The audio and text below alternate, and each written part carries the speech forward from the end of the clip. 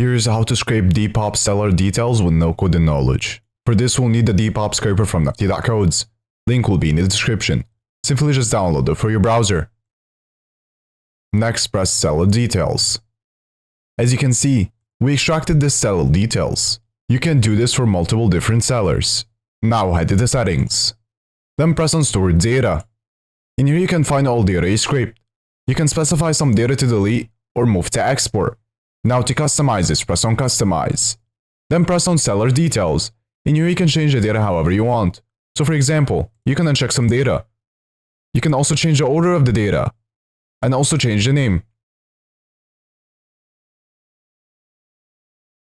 And also add the criteria to only scrape the products you're looking for. Once you're done, press save. You can also find more features in the add-on section. Now to export this, press add to export list. Then press export. You can export it in many different ways. I will export as HTML. After exporting, here's the data we extracted.